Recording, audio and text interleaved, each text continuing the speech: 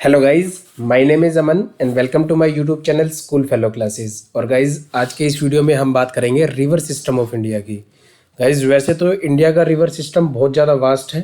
अगर आप एक एक रिवर को उठा लो तो और अगर उसको याद करने लग जाओ, उसकी ट्रिब्यूटरीज को, उसके ओरिजिन प्लेस को, तो बहुत वास्ट हो जाएगा और बहुत ही इलॉजिकल तरीका है ऐसे याद करने का।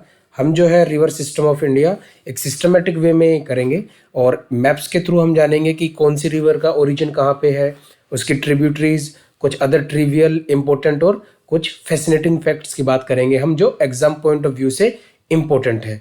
तो चलिए स्टार्ट करते हैं रिवर सिस्टम ऑफ इंडिया। देखिए गाइज, ये इंडियन रिवर सिस्टम जो है उसका मैप है। इसमें जो मेजर रिवर्स हैं इंडिया की वो गिवन है। और मैं बात करूं अगर रिवर्स की तो मेनली हम रिवर्स को ये कह सकते हैं कि हम दो भागों में बांट सकते हैं। एक तो जो है पेनिनसुलर इंडिया। पेनिनसुलर इंडिया देखिए, जो मैं यहाँ पर मार्क लगाया है ये सारा पेनिनसुलर इंडिया है।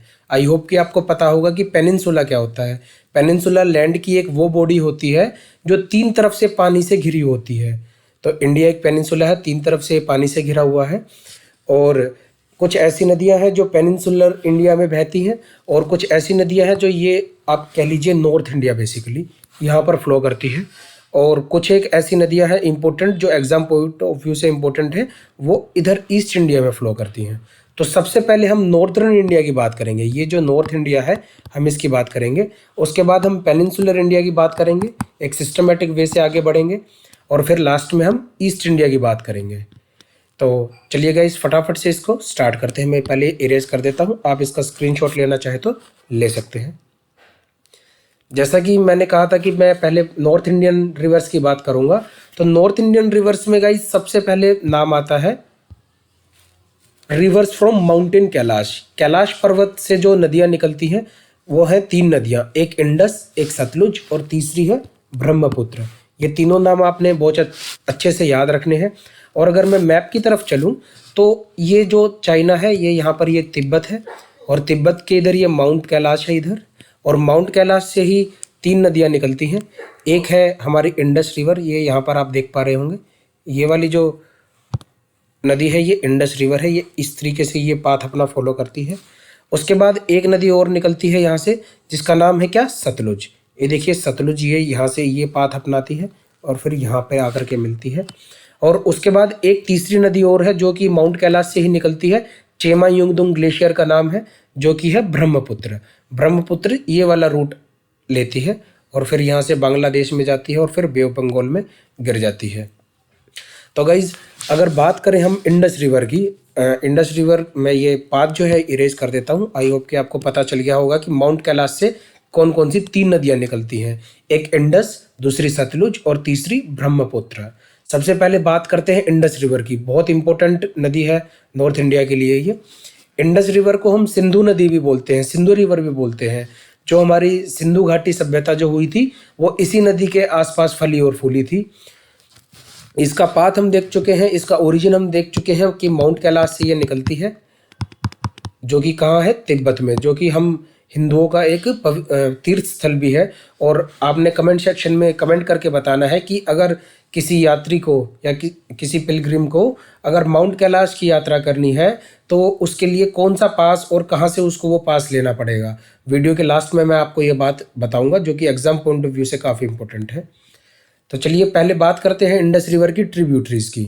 आई होप कि आपको पता होगा कि ट्रिब्यूटरीज क्या होती हैं। ट्रिब्यूटरीज को हम ब्रांचेस बोल सकते हैं या सहायक नदियाँ बोल सकते हैं।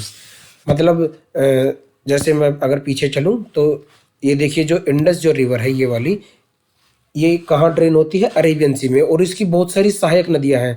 एक तो सतलुज ही हमको मिल गई, देखिए सतलुज ही इसमें आकर के मिल जाती है। उसके बाद ये व्यास नदी आप देख पा रहे होंगे, ये रावी नदी है यहाँ पर, ये चेनाब यहाँ से आती है, झेलम नदी है, झेलम भी इसमें मिलती है। तो ये सारी चार पांच नदियाँ हैं जो कि इंपॉर्टेंट है। वैसे इसकी ट्रिब्यूटरीज और भी काफ़ी सारी हैं, एक एक करके हम सबकी बात करेंगे। देखिए सबसे पहले बात करते हैं झेलम की। झेलम जो नदी है इसका ओरिजिन कहाँ है सर, इसका ओरिजिन है वेरीनाग में। अब ये सर वेरीनाग कहाँ है, वेरीनाग है श्रीनगर यानी कि Pir Panjal mountain range, Pir Panjal mountain range, Pir Panjal mountain range जो कि कहाँ है, कश्मीर में है। ये बातें आपको अच्छे से याद रखनी है। चेनाब की अगर बात करें तो चेनाब जो है वो बारालाचाला पास से निकलती है, बारालाचाला पास। और ये सर बारालाचाला पास कहाँ है? ये है हिमाचल प्रदेश के अंदर, हिमाचल प्रदेश के अंदर। कई बार डायरेक्ट क्वेश्चन भी आ जाता है कि बारालाचाला पास कहाँ है, उत्तराखंड ऑप्शन में दे देगा, हिमाचल प्रदेश दे देगा। अगर आपको पता है तो आपको टिक करने में कोई ज़्यादा मुश्किल नहीं होगी। और बारालाचाला पास की एक खास बात और है कि यहाँ से चेनाब नदी निकलती है। तीसरी अगर हम बात करें रावी नदी की, तो रावी नदी निकलती है रोहतांग पास से, रोहतांग पास। रोहतांग पास जो है मनाली से आगे पड़ता है और मनाली और लेह को कनेक्ट करता है रोहतांग पास, और वहीं से एक रिवर निकलती है रावी नदी। और आई होप कि आप में से बहुत सारे रोहतांग पास गए भी होंगे, काफ़ी सुंदर जगह है, अगर आप नहीं गए हैं तो जा सकते हैं। चौथी नदी की मैं बात करूं जो काफ़ी इंपॉर्टेंट है, ये कौन सी नदी है? ये है व्यास। और व्यास जो है वो कहाँ से निकलती है? व्यास कुंड से। और ये जगह भी कहाँ पर है सर? ये भी हिमाचल प्रदेश में ही है, और रोहतांग पास तो हिमाचल प्रदेश में है ही। तीसरी अगर मैं बात करूं सतलुज की, तो सतलुज की बात हम पहले ही कर चुके हैं। सतलुज कहाँ से निकलती है सर? माउंट कैलाश से, माउंट कैलाश से निकलती है कौन सी? सतलुज नदी। और ये भी आगे जाकर के इंडस रिवर में ही, यानी कि सिंधु रिवर में ही मिल जाती है। और एक झेलम का इंपॉर्टेंट पॉइंट छूट गया, जो श्रीनगर जो शहर है वो कौन सी नदी के किनारे पर है सर? वो झेलम नदी के किनारे पर है। तो कई बार डायरेक्ट क्वेश्चन आ जाता है कि श्रीनगर शहर किस नदी के किनारे पर बसा हुआ है, तो उसका आंसर बन जाएगा झेलम। तो इंडस रिवर की ये ट्रिब्यूटरीज थी। इसके अलावा और भी ट्रिब्यूटरीज हैं जो कि एग्जाम पॉइंट ऑफ व्यू से इंपॉर्टेंट बनती है, लेकिन ये 5 तो बहुत ही ज़्यादा इंपॉर्टेंट नदियां हैं। ये पांचों ही नदियां जो है पंजाब से भी फॉलो करती हैं, इसलिए पंजाब का नाम क्या है? पंजाब है। सर क्यों पंजाब है? क्योंकि 5 आब, यानी कि पंज प्लस आब, यानी कि आब को क्या बोलते हैं हम? नदी। और पंज यानी कि 5, यानी कि 5 नदियों के समूह की जगह को हम क्या बोलते हैं? पंजाब बोलते हैं। और यही पांचों नदी कहाँ से बहती हैं? पंजाब से बहती हुई निकलती हैं। इसलिए पंजाब की जो लैंड है वो बहुत ज़्यादा उपजाऊ है, काफ़ी ज़्यादा खेती वहाँ पर होती है। चलिए कुछ और ट्रिब्यूटरीज की बात करते हैं जो कि इंडस रिवर की ही है, उसकी इम्पोर्टेंट फैक्ट्स के बारे में बात करेंगे। अभी रिसेंटली न्यूज़ में एक वैली रही थी, गलवान वैली, जहाँ पर चाइना के साथ हमारा स्टैंड ऑफ चल रहा था। तो गलवान जो वैली है वहाँ से एक रिवर भी बहती है जिसका नाम क्या है? गलवान। और ये नदी जो है गलवान जो रिवर है वो भी अल्टीमेटली किस में मिल जाती है सर? सिंधु नदी में मिल जाती है। दूसरी अगर मैं बात करूं तो गिलगिट नदी, बहुत सारे जानते भी होंगे आप में से कि गिलगिट जो एक जगह भी है, गिलगिट बाल्टिस्तान, पाकिस्तान में हमारे बॉर्डर से काफ़ी पास में ही है। तो गिलगिट एक जगह का नाम भी है और गिलगिट एक रिवर का नाम भी है, जो कि गिलगिट प्रांत में ही, गिलगिट प्रोविंस में ही बहती है, और वो भी अल्टीमेटली इंडस रिवर के अंदर आकर के गिर जाती है। तो इसलिए गिलगिट नदी जो है वो इंडस की सहायक नदी है। एक और इम्पोर्टेंट रिवर है काबुल। सर काबुल तो शहर है, हाँ जी बिल्कुल शहर है, लेकिन काबुल एक नदी भी है। और काबुल शहर जो है वो काबुल नदी के किनारे पर ही बसा हुआ है। और काबुल जो है वो अफगानिस्तान की कैपिटल भी है।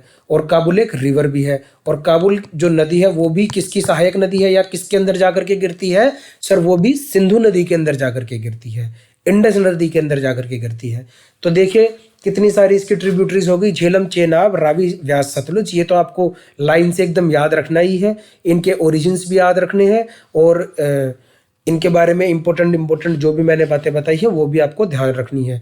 उसके अलावा Galwan river, Gilgit river, Kabul river, ये याद रखना कोई ज़्यादा मुश्किल नहीं है, ये भी आप याद रख सकते हैं। तो चलिए गाइस, ये तो बात हुई इंडस रिवर की। इंडस रिवर को आगे बढ़ने से पहले एक बात और बता दूं कि यहाँ से इंडस रिवर निकलती है और यहाँ ये जो अरेबियन सागर है इसके अंदर आकर के गिर जाती है। और एक इम्पोर्टेंट पॉइंट, यहाँ पर पाकिस्तान में ये 5 नदियाँ मिलती हैं, इंडस, रावी, सतलुज, व्यास, झेलम। और इन 5 जगह को हम ये जो 5 नदियाँ जहाँ पर मिलती हैं पाकिस्तान में, उस जगह का नाम क्या है? मिथनकोट। क्या नाम है उसका? मिथनकोट। अभी तक एग्जाम में पूछा तो नहीं गया है, लेकिन काफ़ी इंपॉर्टेंट क्वेश्चन बनता है कि पाकिस्तान में वो कौन सी जगह है जहाँ पर ये 5 नदियाँ मिलती हैं, तो सर उसका नाम है मिथनकोट। तो चलिए, अब जो हमारी इंडस रिवर थी वो आपको पूरी मैंने क्लियर करवा दी है। आई थिंक इससे ज़्यादा कोई क्वेश्चन एग्जाम में आ नहीं सकता। तो चलिए, सतलुज भी हमारी कवर हो चुकी है। जो माउंट कैलाश से जो दो नदियां निकलती हैं उनकी हम बात कर चुके हैं, इंडस और सतलुज। बात अगर ब्रह्मपुत्र की करें तो फिलहाल हम ब्रह्मपुत्र की बात नहीं करेंगे, पहले उससे हम द होली गंगा रिवर की बात करेंगे, क्योंकि अल्टीमेटली जो ब्रह्मपुत्र और जो होली गंगा रिवर है वो कहीं ना कहीं लास्ट में जाकर के मिलती है, और जहाँ वो मिलेंगी वहीं से मैं आपको सारा ब्रह्मपुत्र का रूट भी क्लियर करा दूंगा। तो चलिए पहले होली गंगा रिवर की बात करते हैं। लार्जेस्ट रिवर ऑफ इंडिया है, सबसे इंपॉर्टेंट बात तो ये है, और इसकी जो डिस्टेंस है, जो इसकी जो लेंथ है वो आपने याद रखनी है। याद रखना बहुत आसान है, 2525 किलोमीटर, 2525 किलोमीटर इसकी लंबाई है, और इंडिया की ये सबसे बड़ी रिवर है। और इसका ओरिजिन कहाँ है सर? इसका ओरिजिन है गोमुख से, या गंगोत्री ग्लेशियर कह लीजिए, जो कि कहाँ है? उत्तरकाशी डिस्ट्रिक्ट में है। और सर ये उत्तरकाशी डिस्ट्रिक्ट कहाँ है? ये है उत्तराखंड में, उत्तराखंड में।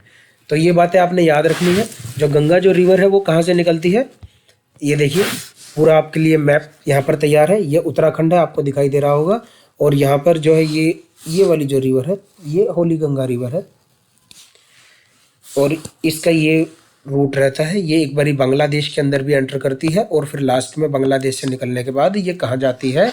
ब्रह्मपुत्र से मिलने के बाद सर ये बे ऑफ बंगाल के अंदर ड्रेन हो जाती है। यहाँ पर बे ऑफ बंगाल है। इसको मैं अगर पूरे इंडिया के मैप पे दिखाऊं तो आप देखिए, ये है, यहाँ से गंगा रिवर निकलती है, और इस रूट से होते हुए, यहाँ से होते हुए यहाँ पर बांग्लादेश के अंदर जाती है, और फिर बे ऑफ बंगाल के अंदर वो ड्रेन हो जाती है। तो चलिए इसकी ट्रिब्यूटरीज के बारे में बात करते हैं। सबसे पहले तो गंगा रिवर जो है, जब गोमुख या गंगोत्री ग्लेशियर से निकलती है तो वो गंगा नहीं होती है। सर ये क्या बात कर रहे हो, गंगा नहीं होती है? हाँ, गंगा तो होती है, लेकिन उसका कुछ और नाम होता है। फिर उसके अंदर आकर के दो तीन नदियाँ और मिलती है, तब जा करके वो गंगा बनती है। तो देखिए सबसे पहले क्या होता है, जब ये नदी निकलती है गोमुख से या गंगोत्री ग्लेशियर से, तो इसका नाम क्या होता है? भागीरथ रिवर।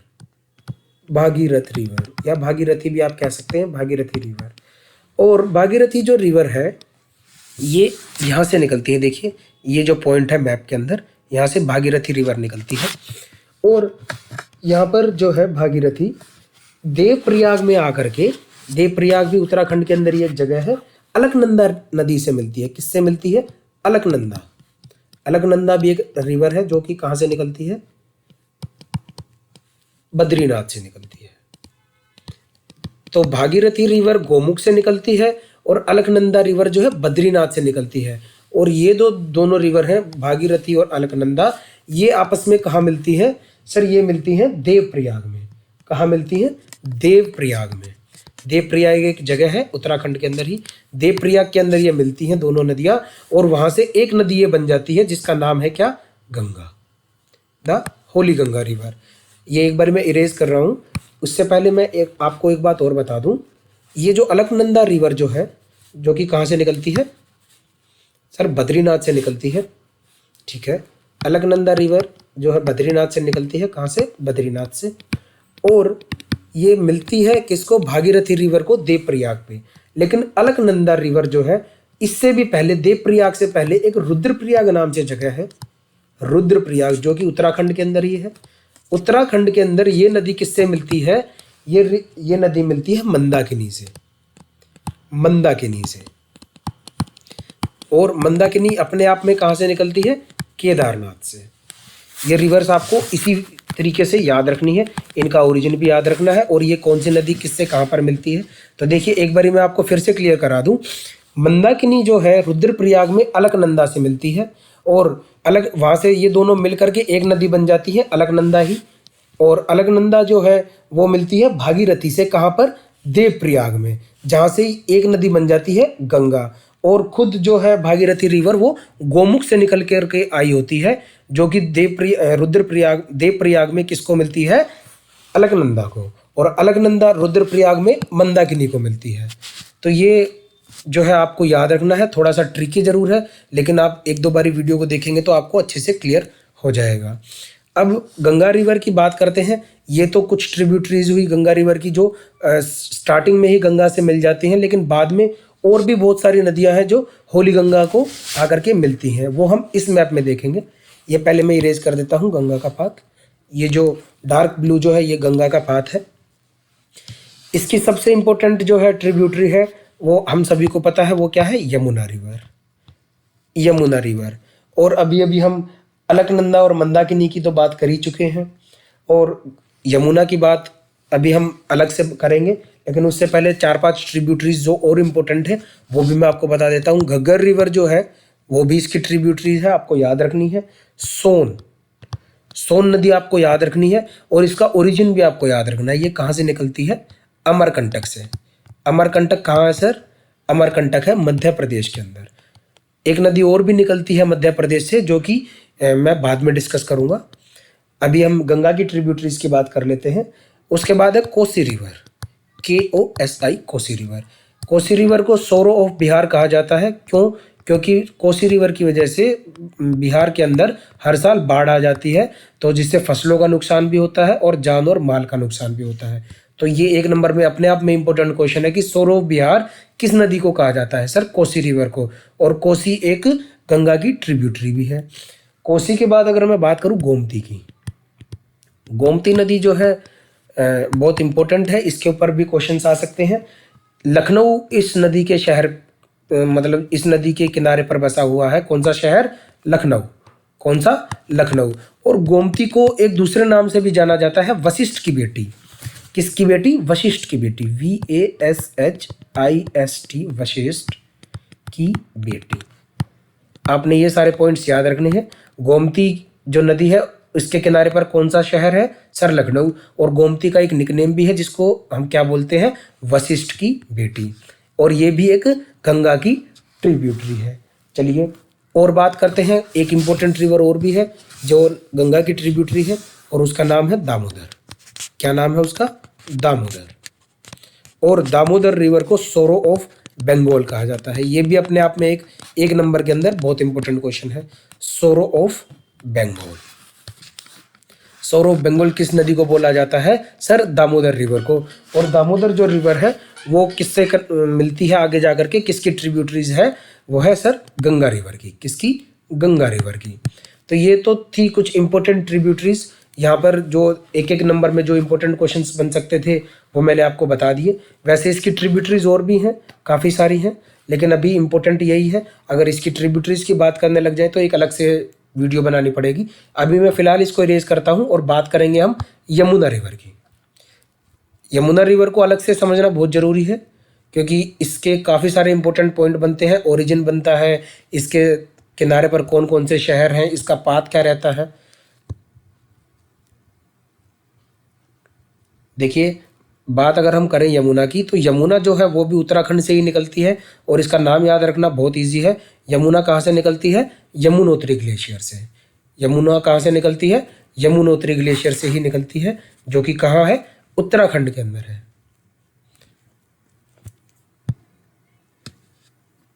ये कुछ गंगा रिवर की ट्रिब्यूटरीज हैं, आप यहाँ से स्क्रीनशॉट लेकर के याद रख सकते हैं। यमुना रिवर की मैं बात करूं तो देखिए ओरिजिन इसका कहाँ है, यमुनोत्री ग्लेशियर। कहाँ है, यमुनोत्री ग्लेशियर। आप देख पा रहे होंगे मैप के अंदर, ये जो रिवर है यमुना, ये यहाँ पर आकर के गंगा से मिलती है। इसके बारे में भी डिस्कस करेंगे, लेकिन गंगा को मिलने से पहले इसकी कई सारी इंपॉर्टेंट ट्रिब्यूटरीज हैं, जैसे चंबल, सिंध, बेतवा, केन। आप इसको ऐसे ही याद रखें, चंबल, सिंध, बेतवा, केन। चंबल, सिंध, बेतवा, केन। इनमें से जो चंबल रिवर है ये इंपॉर्टेंट रिवर है किसके लिए, राजस्थान के लिए, राजस्थान के लिए। और इसके किनारे पर कौन सा शहर बसा हुआ है सर, कोटा, जहाँ पर IIT वगैरह की कोचिंग या इंजीनियरिंग सब फील्ड से जो भी एग्ज़ाम होते हैं उनकी कोचिंग के लिए ये फेमस है। कौन सी जगह सर, कोटा। कोटा कहाँ है, राजस्थान के अंदर। और ये कौन सी नदी के किनारे पर बसा हुआ है सर, ये बसा हुआ है किसके किनारे पर, चंबल नदी के किनारे पर। और अगर मैं बात करूं इसी नदी के बारे में, एक रिवर है शिप्रा। एक रिवर है कौन सी, शिप्रा, जो कि कहाँ से निकलती है वो इतना इम्पोर्टेंट नहीं है, लेकिन एक इम्पोर्टेंट पॉइंट क्या है कि उज्जैन जो है वो शिप्रा नदी के किनारे पर है। और शिप्रा जो है वो किसकी ट्रिब्यूटरी है सर, चंबल की। सर चंबल की। और चंबल किसकी ट्रिब्यूटरी है? सर यमुना की। तो इस तरीके से हम डॉट से डॉट कनेक्ट करेंगे। आपको अलग से याद रखने की जरूरत नहीं है कि शिप्रा कहाँ से निकलती है या इसके नदी की एक इसी वे में आपने याद रखना है कि यमुना की एक ट्रिब्यूटरी है चंबल जिसके किनारे पर है कोटा, और चंबल की एक ट्रिब्यूटरी है शिप्रा जिसके किनारे पर है उज्जैन। ये बातें सारी आपको क्लिक होनी चाहिए यमुना रिवर का नाम सुनते ही। इस तरीके से आपने तैयारी करनी है। सिंध, बेतवा, केन ये सिर्फ इसी तरीके से पूछी जा सकती हैं कि फॉलोइंग में से कौन सी जो है ट्रिब्यूटरी है, उसमें से कोई एक ऑप्शन मिल जाएगा आपको, सिंध, बेतवा, केन। इनका ओरिजिन्स और इनके पाथ इतने ज़्यादा इंपॉर्टेंट नहीं है। अगर आप फिर भी याद रखना चाहते हैं तो बेतवा रिवर है ये केन रिवर है, ये सिंध रिवर है, ये चंबल रिवर है, और भी कुछ ट्रिब्यूटरीज हैं यमुना की जो कि इतनी इंपॉर्टेंट नहीं है। इंपॉर्टेंट जो जो भी था वो मैंने आपको बता दिया। एक पॉइंट और इम्पोर्टेंट बनता है यमुना रिवर का, इसके किनारे के ऊपर कौन कौन से शहर हैं। सबसे पहले तो दिल्ली, वृंदावन, मथुरा और आगरा यमुना रिवर के किनारे पर हैं। और एक पॉइंट हमारा छूट गया, इसके बाद हम ब्रह्मपुत्र रिवर के बारे में बात करेंगे।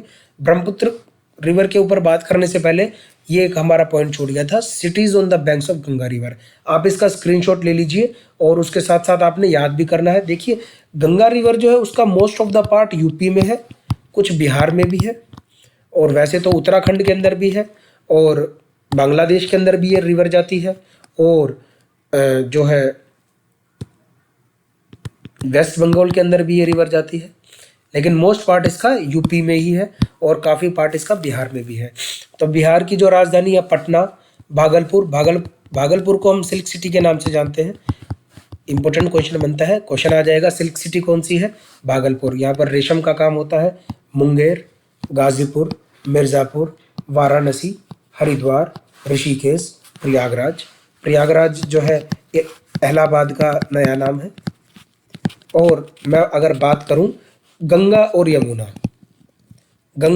यमुना इनका संगम होता है कहाँ पर? सर प्रयागराज में। कहाँ पर? प्रयागराज में, जो कि नया नाम है किसका? इलाहाबाद का। और एक मिथिकल रिवर जो कि सिर्फ पुराणों में या सिर्फ सुनने में मिलती है, सरस्वती रिवर जो कि जिसका कोई सबूत नहीं है जिसकी एग्जिस्टेंस का, लेकिन गंगा, यमुना और सरस्वती ऐसा माना जाता है हमारी पौराणिक कथाओं में कि प्रयागराज में मिलते हैं, जिसका नाम जो इलाहाबाद का नया नाम है। तो संगम, त्रिवेणी संगम भी इसको बोलते हैं। गंगा, यमुना, सरस्वती के संगम को हम कहाँ पर देखते हैं? प्रयागराज में। तो ये भी एक इम्पोर्टेंट क्वेश्चन बनता है। तो चलिए गाइज, ये नॉर्थ इंडिया की रिवर्स थी जो कि इम्पोर्टेंट थी। हमने देखिए काफ़ी सारी रिवर्स की बात करी, इंडस की बात करी, फिर उसकी ट्रिब्यूटरीज की, फिर गंगा, यमुना, और अब बात करते हैं ब्रह्मपुत्र रिवर की। देखिए आपको पता ही है, मैंने आपको बताया था कि ब्रह्मपुत्र रिवर जो है कहाँ से निकलती है? सर माउंट कैलाश से। और उस ग्लेशियर का नाम क्या है जहाँ से वो निकलती है? Sir Chema Yungdung glacier. और जब ये तिब्बत से निकलती है तो तिब्बत में इसका नाम क्या है? त्सांगपो, जो कि लिटरली ट्रांसलेट होता है किसके नाम से? द प्योरीफायर के नाम से, द प्योरीफायर। तो क्वेश्चन आ सकता है कि ब्रह्मपुत्र रिवर को तिब्बत के अंदर क्या कहा जाता है? तो सर त्सांगपो। और ये जो एंट्री लेती है, देखिए मैं आपको दिखाता हूँ मैप के अंदर, यहाँ से एंट्री लेती है अरुणाचल प्रदेश से। ये जो रिवर है ये इसका पाथ है, यहाँ से देखिए त्सांगपो, यहाँ पर हमको नाम देखने को मिलता है ब्रह्मपुत्र रिवर का। और ये यहाँ से एंट्री कर लेती है अरुणाचल प्रदेश से, और जहाँ से एंट्री लेती है उस जगह का नाम बहुत इंपॉर्टेंट है। उस जगह का नाम क्या है? सर नामचा बरवा। नामचा बरवा एक पर्वत श्रृंखला है, पर्वत है एक अरुणाचल प्रदेश के अंदर, और ब्रह्मपुत्र रिवर जो है इंडिया में वहीं से एंट्री लेती है, नामचा बरवा। तो ये नाम आपने याद रखना है अच्छे से। और यहाँ पे जब वो नामचा बरवा से एंट्री कर लेती है तो उसको हम क्या बोलते हैं? सियांग रिवर अभी भी ब्रह्मपुत्र नहीं बनी है। जैसे गंगा रिवर जो है, गंगा रिवर बाद में बनती है, स्टार्टिंग में कुछ और कहलाती है, ऐसे ही ब्रह्मपुत्र है। ये जब नामचा बरवा से इंडिया के अंदर एंट्री लेती है तो क्या कहलाती है? सियांग या दिहांग भी बोला जाता है इसको। और ये अपने आप में इम्पोर्टेंट क्वेश्चन है, ठीक है। इसके बाद ये दो नदियों से मिलती है, दिबोंग और लोहित।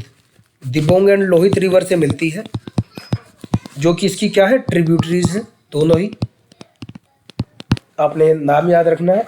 और असम के अंदर जब ये दिबोंग और लोहित रिवर जो है सियांग नदी से मिलती है, या सियांग कह लीजिए या दियांग कह लीजिए, दोनों अलग अलग नदियां नहीं है, सियांग या कह लीजिए या दियांग कह लीजिए, दिबोंग और लोहित नदियों से असम के अंदर जब मिलती है, कहाँ पर, असम के अंदर, तब ये बनती है ब्रह्मपुत्र रिवर। और असम के अंदर ही ब्रह्मपुत्र नदी जो है वर्ल्ड का सबसे बड़ा रिवराइन आइलैंड बनाती है मजूली। यहाँ पर मैं 2 मिनट के लिए रखूंगा। देखिए मजूली क्वेश्चन जो है एग्जाम में इतनी बार ही आया है, इतना ज़्यादा इंपॉर्टेंट क्वेश्चन है कि अब आने से ही बंद हो गया है, इतना ज़्यादा इंपॉर्टेंट क्वेश्चन है, लेकिन पता कुछ नहीं है, फिर से आ सकता है। बहुत इंपॉर्टेंट क्वेश्चन है, हर इतना इंपॉर्टेंट क्वेश्चन है कि शायद ही कोई ऐसा होगा जो कि नहीं जानता होगा इस क्वेश्चन को। और ब्रह्मपुत्र रिवर ही बनाती है कहाँ पर, असम के अंदर, क्या, Majuli riverine island. I hope कि आपको आइलैंड पता होगा। आइलैंड क्या होता है? आइलैंड एक ऐसी धरती का टुकड़ा होता है जिसके चारों तरफ क्या होता है, पानी ही पानी होता है। सपोज कीजिए ये मजूली आइलैंड है, तो इसके चारों तरफ क्या होगा, पानी ही पानी होगा। और मजूली आइलैंड जो है वर्ल्ड का सबसे बड़ा आइलैंड तो नहीं है, वर्ल्ड का सबसे बड़ा आइलैंड आपने बताना है मुझको कमेंट सेक्शन में। मैं अभी 2 मिनट के बाद आपको बताऊंगा कि वर्ल्ड का सबसे बड़ा आइलैंड कौन सा है। रिवराइन मजूली जो है वर्ल्ड का सबसे बड़ा रिवराइन आइलैंड है, यानी कि ऐसा आइलैंड जो कि एक नदी से बनता है। और वर्ल्ड के अगर सबसे बड़ी आइलैंड की बात करें तो उसका नाम क्या है सर, ग्रीनलैंड। ये भी अपने आप में बहुत ज़्यादा इंपॉर्टेंट क्वेश्चन है, काफ़ी बार एग्जाम में आ चुका है कि वर्ल्ड का सबसे बड़ा आइलैंड कौन सा है सर, ग्रीनलैंड। और अगर मैं बात करूं, एक वर्ड आता है आर्कीपेलागो। सर ये क्या है? सुनने में तो बड़ा अजीब लग रहा है, आर्कीपेलागो। सीधा क्वेश्चन आ जाएगा कि आर्कीपेलागो होता ही क्या है। कई बार तो ये भी क्वेश्चन आ जाता है, और कई बार ये क्वेश्चन आ जाता है कि सबसे बड़ा आर्कीपेलागो कौन सा है। तो सबसे पहले तो मैं आपको बता दूं, आर्कीपेलागो क्या होता है, a group of islands. Island अगर एक है तो वो आइलैंड है, लेकिन आइलैंड अगर बहुत सारे हैं, उनका समूह है, तो उसके लिए हम क्या वर्ड यूज करते हैं, आर्कीपेलागो।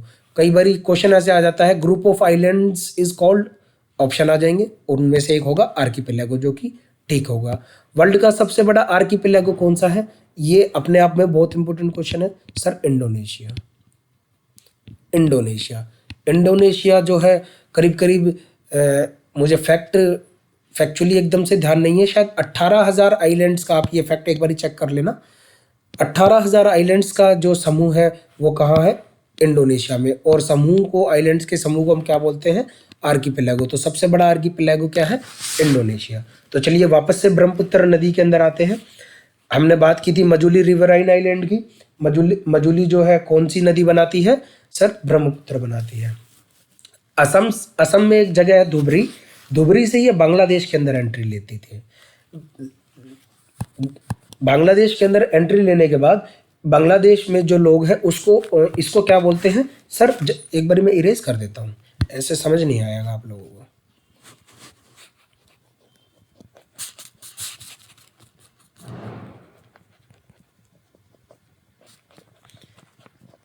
देखिए जब ये जो नदी है ब्रह्मपुत्र, जब बांग्लादेश के अंदर एंट्री करती है तो ये क्या बन जाती है, ये बन जाती है जमुना।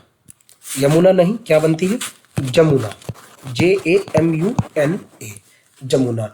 और बांग्लादेश के अंदर ही ये एक नदी से मिलती है, जो कि आपको नाम बहुत अच्छे से ध्यान रखना है,